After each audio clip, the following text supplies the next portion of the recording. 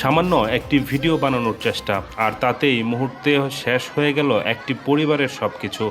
লক্ষ্মীপুরের রায়পুরে চুলার আগুন দিয়ে টিকটক ভিডিও করতে গিয়ে ভয়াবহ অগ্নিকাণ্ডে পুড়ে ছাই হয়ে গেছে একটি বসতঘর। রায়পুর পৌরসভার মহিলা কলেজ সংলগ্ন পিলার কারখানার পাশের খালপাড় এলাকায় এই ঘটনা ঘটে। ক্ষতিগ্রস্তের দাবি, আগুনে ঘরের আসবাবপত্র, স্বর্ণালংকার ও নগদ অর্থসহ প্রায় 10 লাখ টাকার ক্ষয়ক্ষতি হয়েছে। স্থানীয় সূত্রে জানা যায়, পুড়ে যাওয়া ওই ঘরে মা মেয়ে একটি পরিবার ভাড়া থাকত। তরুণী রানী আক্তার ফারিয়া নিয়মিত মোবাইলে টিকটক ভিডিও তৈরি করতেন।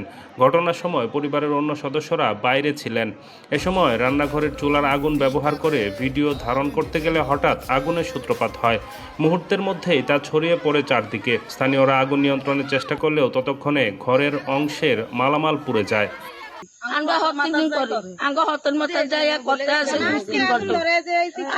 আজকে কি টিকটক করছে?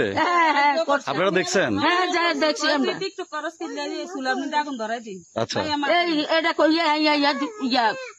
আপনি নিষেধ করছিলেন না? আচ্ছা আচ্ছা, তাহলে ঘরের মধ্যে আগুন মানে চুলায় আগুন জ্বালাইয়া টিকটক করতে আপনি নিষেধ করছিলেন, শুনে নাই নাকি?